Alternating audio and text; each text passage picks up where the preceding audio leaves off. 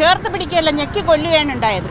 കാരണം അത്രമേൽ കഷ്ടപ്പെടുത്തി ആശമാരെ ഫീൽഡിൽ കഷ്ടപ്പെടുത്തിയിട്ടാണ് ഇവിടേക്ക് നമ്മൾ ഈ സമരമുഖത്ത് ഇറങ്ങാനൊരു അവസരം വന്നത് തന്നെ. 265 ദിവസം ആശമാർ ഈ ടാർപോളിന് കീഴിലാണ് വെയിലും മഴയും കൊണ്ട് ഈ സമരം മുന്നോട്ട് നയിച്ചത്. അവർക്ക് ഒരുപാട് കാര്യങ്ങൾ, ഒന്നൊന്നുമല്ല, ഒരുപാട് പ്രതിസന്ധികൾ ഉണ്ടായിട്ടുണ്ട്. ഒരുപാട് കാര്യങ്ങൾ പറയാനുണ്ട്. ബിന്ദു ചേച്ചിയാണ് നമ്മുടെ കൂടെ ഉള്ളത്. ചേച്ചി, ഈ സമരത്തിന്റെ 265 ദിവസം നിങ്ങൾ നേരിട്ട പ്രതിസന്ധികൾ എനിക്കൊന്നും സ്വപ്നം കാണാൻ പറ്റാത്തതാണ്. അത് ഓരോന്നായിട്ട് പ്രേക്ഷകർ എന്തായാലും കേൾക്കേണ്ടതും കൂടിയാണ്. അത് നേരത്തെ പറഞ്ഞല്ലോ, അതൊക്കെ ഒന്നുകൂടെ ഒന്ന് പറയാം. തീർച്ചയായിട്ടും നമ്മുടെ എല്ലാം ജീവിതത്തിൽ അത് അതികഠിനമായ പരീക്ഷണ കാലഘട്ടമായിരുന്നു 265 ദിവസവും. കാരണം സ്ത്രീകളാണ് ഞങ്ങളിവിടെ, ആശാവർക്കർമാരായ സ്ത്രീകളാണ് ഇവിടെ വന്നിരുന്നിട്ടുള്ളത്. അപ്പോൾ ആദ്യമായി പറയുന്നത്, നമുക്ക് സ്ത്രീകൾക്ക് പൊതുവായ പബ്ലിക് പ്ലേസിലൊന്നും പ്രാഥമിക കൃത്യങ്ങൾ നിർവഹിക്കാൻ പറ്റില്ല. നമ്മുടെ സംസ്കാരം അതിന് അനുവദിക്കുന്നില്ല. ഒന്ന്, പിന്നെ സ്ത്രീകളുടെ ഏറ്റവും വലിയൊരു കാര്യമാണ് മാസമുറ സമയത്തുണ്ടാകുന്ന ആ ബുദ്ധിമുട്ട്. ആ സമയത്താണ് ഒരു ടാർപ്പ താൽക്കാലികമായി 2 കമ്പിയിൽ കെട്ടാതെ അതിൻ്റെ പുറത്തൂടെ ഇട്ട് സ്ത്രീകളായ ഞങ്ങൾ കൈകൊണ്ട് പിടിച്ചു നിന്നപ്പോൾ പാതിരാത്രിയിൽ പെരുമഴയത്ത് നമ്മുടെ നിയമ സംവിധാനം വന്ന് അതിനെ എടുത്തു മാറ്റുന്ന ഒരു രീതി. ആ മഴയത്ത് അതൊന്നും നമുക്കിപ്പോഴും സങ്കല്പിക്കാൻ, നമ്മൾ കടന്നു വന്ന വഴിയാണെങ്കിലും അതിനെക്കുറിച്ചൊന്നും ഇപ്പോൾ ആലോചിക്കാനേ പറ്റുന്നില്ല. ഞങ്ങളെല്ലാം സ്ത്രീകളും അമ്മമാരും ഒക്കെയാണ്. പക്ഷെ വീട്ടിന് പുറത്ത് ഇതുപോലെ അന്തി ഉറങ്ങുന്ന ഒരു സാഹചര്യം ഉണ്ടായിട്ടില്ല. 265 ദിവസം പൊതുനിരത്തിൽ അന്തി ഉറങ്ങി. അത് വല്ലാത്തൊരു അനുഭവമാണ്. സ്ത്രീകളായ ഞങ്ങൾ പ്രമുഖ നേതാക്കന്മാരെ അപമാനിച്ചു. ഈർക്കിൽ പാർട്ടികൾ, കൃമികീടങ്ങൾ സ്ത്രീകളെ അപമാനിക്കാവുന്നതിൻ്റെ പരമാവധി തരം താഴ്ത്തുന്ന രീതിയിൽ സ്ത്രീകളെ ചേർത്ത് പിടിക്കുന്നു. വനിതാ മതിൽ സംഘടിപ്പിക്കുന്ന ഈ പ്രസ്ഥാനത്തിൻ്റെ ആൾക്കാരാണ് ഇത്രയും മ്ലേച്ഛമായ രീതികളിൽ സ്ത്രീകളെ അഭിസംബോധന ചെയ്തത്. അതെല്ലാം തരണം ചെയ്തു. സ്ത്രീകളുടെ, ഭാരതീയ സ്ത്രീകളുടെ ആ ഒരു സൗന്ദര്യ സങ്കല്പമാണ് തലമുടി എന്ന് പറയുന്നത്. അത് മുറിച്ച് വരെ ഞങ്ങൾ പ്രതിഷേധിച്ചു. എന്നിട്ടും കരുണ കാണിച്ചില്ല എന്നതാണ്. ആ സമയത്തും നമ്മുടെ നേതാക്കൾ നമ്മളെ പരമാവധി പുച്ഛിക്കുകയാണ് ചെയ്തത്. അതൊന്നും പറയാൻ പറ്റില്ല. നമുക്ക് ഇത്രയും ദിവസം നിന്നപ്പോൾ ആ ടാർപ്പ് അഴിച്ചു മാറ്റി പ്രശ്നം രൂക്ഷമായ സമയത്ത് നമ്മുടെ ബഹുമാന്യനായ MP വന്ന്, സുരേഷ് ഗോപി സാറ് വന്ന് ഇവിടെ കൊടയും കോട്ടും വിതരണം ചെയ്തപ്പോൾ അതിനെയും എടുത്ത് അപഹസിക്കുകയുണ്ടായി. കുടയും കോട്ടും മാത്രമേ തന്നുള്ളൂ എന്നുള്ള രീതിയിൽ നമുക്കതൊന്നും പറയാൻ പറ്റില്ല. അവർ പറഞ്ഞ വാക്കിലോട്ട് നമുക്ക് തരം താഴ്ന്ന് വരാൻ പറ്റില്ല. ആ തരത്തിൽ സ്ത്രീകളെ, അമ്മമാരെ അപമാനിക്കുന്ന ഒരു രീതിയാണ് കണ്ടത്. എന്തായാലും ചേച്ചി, അത്തരത്തിൽ സൈബർ ഇടങ്ങളിലൊക്കെ വളരെ വലിയ ആക്രമണങ്ങളായിരുന്നു നേരിട്ടിരുന്നത്. പക്ഷേ നിങ്ങളുടെ സമരപ്പന്തൽ നോക്കിയാൽ അറിയാം, ഇവിടെ പുസ്തകങ്ങളും പിന്നെ തയ്യൽ മെഷീനും ഒക്കെയാണുള്ളത്. അധ്വാനവും അറിവുമാണ് നിങ്ങൾ മുന്നോട്ട് വെച്ച ആശയം. അപ്പോൾ എങ്ങനെയാണ് ഈ ഒരു ഇത്രയും സൈബർ ആക്രമണത്തിൽ നിന്നൊക്കെ എങ്ങനെയാണ് നിങ്ങൾക്ക് ഈ ഒരു സമരശക്തി ഉണ്ടായത്? തീർച്ചയായിട്ടും സ്ത്രീകളല്ലേ ഒരു രാഷ്ട്രത്തിന്റെ നട്ടെല്ലെന്ന് പറയുന്ന സ്ത്രീ. ഒരു സ്ത്രീയിലൂടെയാണ് അടുത്ത തലമുറ വരുന്നത്. അവർ അതിന്റെ നട്ടെല്ല് തന്നെ, ഇല്ലെന്ന് പറയാൻ പറ്റുമോ?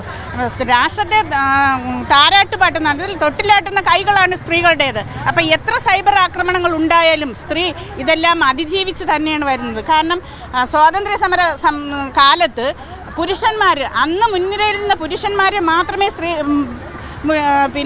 ലോകം അറിഞ്ഞിട്ടുള്ളൂ. പക്ഷെ ആ കുടുംബത്തിന്, അവർക്ക് സപ്പോർട്ടായി നിന്ന സ്ത്രീകളെക്കുറിച്ച് എല്ലാവരും മറന്നുപോയി. ആ സ്ത്രീയുടെ തലമുറയാണ് ഞങ്ങൾ. ഞങ്ങൾക്ക് സൈബർ ആക്രമണം എന്ത് വന്നാലും, അവർ എന്ത് കാണിച്ചാലും നമ്മൾ ഇതെല്ലാം അതിജീവിച്ച് വന്നത് എന്ന് പറയുന്നത് നമ്മുടെ സകല സമരമാണ്. നമ്മൾ ഇതുവരെയും ഈ ക്ലിഫ് ഹൗസ് മാർച്ചിൽ മാത്രമേ ഞങ്ങൾ കുറച്ചെങ്കിലും പ്രകോപിതരായിട്ടുള്ളൂ. അല്ലാതെ സകല സമരത്തിലൂടെയാണ്, സമാധാനപരമായ സമരത്തിലൂടെയാണ് നമ്മൾ പൊതുമുതലൊന്നും നശിപ്പിക്കാൻ പോയിട്ടില്ല. ഒരു പ്രശ്നങ്ങളും ഉണ്ടാക്കാതെയാണ് നമ്മൾ ഈ സമരമുഖത്ത് നിന്നത്. ചേച്ചി, കാലവർഷവും തുലാവർഷവും ഒക്കെ വന്നു പോയിക്കൊണ്ടിരുന്നു. കനത്ത മഴയായിരുന്നു തലസ്ഥാനത്തൊക്കെ ചില ദിവസങ്ങളിലൊക്കെ പെയ്തത്. വെയിലും ഉണ്ടായിരുന്നു. എങ്ങനെയാണ് ആ പ്രതിസന്ധികളൊക്കെ? അത് ആരോഗ്യ മേഖലയിൽ നിൽക്കുന്ന ഞങ്ങൾ ആ പ്രതിസന്ധികളെ എങ്ങനെ തരണം ചെയ്തു എന്ന് പറഞ്ഞാൽ ഞങ്ങൾക്കിപ്പോഴും ചിന്തിക്കാൻ പറ്റില്ല. കാരണം ഈ ഓടയിലൂടെ ഒലിച്ചു വരുന്ന വെള്ളത്തിലൂടെ, എലിപ്പനിയുടെ സ്രോതസ്സാണ് ഈ ഓടയിലൂടെ ഒലിച്ചു വരുന്ന വെള്ളം. അതിലും ഞങ്ങൾ അതിജീവിച്ചു വന്നു എന്ന് പറയുന്നത് അത് നമ്മുടെ കരുത്ത് തന്നെ, സ്ത്രീകളുടെ ഊർജം തന്നെയാണ്, എന്ത് സഹിക്കാനുള്ള ഊർജം തന്നെയാണ് ഞങ്ങൾ ഇവിടെ കൊണ്ടെത്തിച്ചത്. എന്തായാലും ഈ 265 ദിവസം ഈ തെരുവിൽ കിടക്കുന്നു, മാനസികമായി വളരെ ബുദ്ധിമുട്ടായിരിക്കും. അതുപോലെ തന്നെ വീട് വിട്ടിട്ടാണല്ലോ വരുന്നത്, അത് വളരെ ഒരു ഇമോഷണൽ ആയിട്ടുള്ള ഒരു പാർട്ടല്ലേ? അതെ, തീർച്ചയായിട്ടും. ഞങ്ങൾ ആരും വീട് വിട്ട് നിൽക്കുന്നതല്ല. അത് കൊച്ചു കുട്ടികളുണ്ടാവും, പിന്നെ രോഗികളായ ഹസ്ബൻഡോ അച്ഛൻ അമ്മ ഇങ്ങനെ എല്ലാവരെയും ഉപേക്ഷിച്ചിട്ടാണ് ഈ സമരപന്തലിൽ വന്ന് നിൽക്കുന്നത്. അത് നമ്മുടെ ലക്ഷ്യം നേടുക എന്നതാണ്. കാരണം തുലവും വേതനമില്ലാതെ സേവന മനോഭാവത്തിൽ നിന്ന് നമ്മളെ കൊണ്ടുവന്നിട്ട് അടിമ വേല ചെയ്യിക്കുന്ന ഒരു രീതിയിലോട്ട് മാറുന്ന സമയത്താണ് നമുക്ക് നമ്മുടെ ആവശ്യങ്ങൾ ഉന്നയിക്കുന്നതിന് വേണ്ടി 2023-24 ബഡ്ജറ്റിൽ ആശമാരെ കുറിച്ച് ഒരു വാക്ക് പോലും പറയുകയുണ്ടല്ലോ. പക്ഷേ എപ്പോഴും ഡിപ്പാർട്ട്മെൻറ്റ് പറയുന്നത് ആശമാരെ ചേർത്ത് പിടിക്കുകയല്ല, ഞെക്കി കൊല്ലുകയാണ് ഉണ്ടായത്.